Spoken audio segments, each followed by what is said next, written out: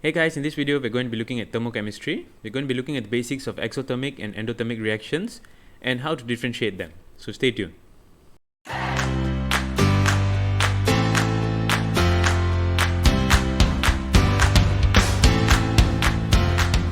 First, we need to define what thermochemistry is.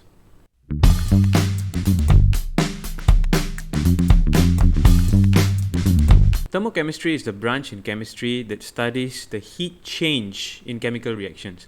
So heat energy can either be absorbed or released when a reaction takes place.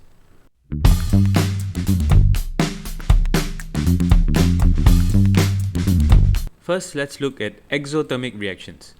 Whenever there is a reaction taking place, there are two things to note when we are studying thermochemistry. There are the reactants, and then there is the immediate surrounding. The surrounding is not to be confused with the air around.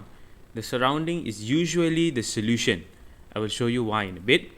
Whenever a reaction takes place, whether it's a physical reaction or a chemical reaction, there might be heat exchange between the reactants and the immediate surroundings. In exothermic reactions, heat energy is released to the surrounding. So heat flows from the reactants to the immediate surroundings. In terms of temperature, since the surrounding has more heat energy after the reaction, the temperature of the surrounding should go up. And since the reactants have a lower amount of heat energy now, of course, after the reaction they've become products, the temperature of the now products should be lower. And this is the key to determining whether it is an exothermic or endothermic reaction. Let's take a look at examples. Let's look at the dissolution of calcium chloride. So when we have calcium chloride and we add it to water, this is a physical reaction. Calcium chloride is going to dissolve in water. And when we stir this solution and take note of the temperature, we notice that the temperature has gone up. It's important to remember what temperature we are taking now. The thermometer is measuring the temperature of the solution. There is cause for some confusion here. Although dissolution is a physical reaction between the particles and water, you have to look at it like this. The particles here are dissolving. So the water molecules in this region are involved in the reaction. However, the bulk of the water is not involved in the reaction, and it is actually the surrounding. So when we are talking about surrounding, the immediate surrounding in this reaction is actually the entire solution in the end. When the temperature of the solution rises, the temperature of the surrounding has risen. Now, this is normally the case when we have reactions with solutions or reactions that form solutions.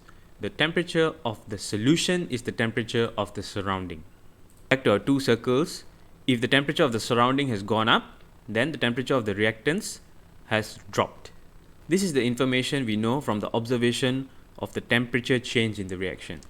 From this, we can determine the direction of heat transfer.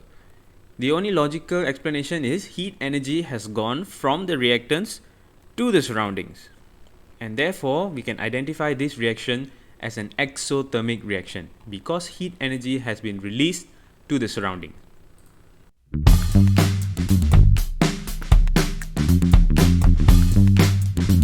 Endothermic reaction is opposite from exothermic reaction.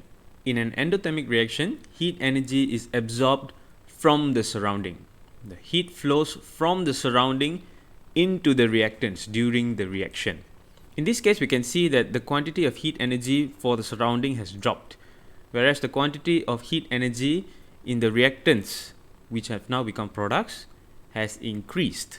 So it follows that the temperature of the surrounding should drop and the temperature of the reactants, which have now become products, should increase. The process of dissolution is not always exothermic. It can be endothermic as well, as is the case with ammonium salts. Let's look at the dissolution of ammonium nitrate. When we add ammonium nitrate to water, it will dissolve, and we notice the change in the temperature of the solution that is formed is that the temperature will drop. Since the solution once again is the surrounding, since the surrounding temperature has dropped, then it only makes sense that the reactant has increased in temperature. From this change in temperature, we can deduce that heat energy has flown from the surrounding into the reactants. And this is how we conclude that the reaction is endothermic, because heat energy has been absorbed from the surrounding.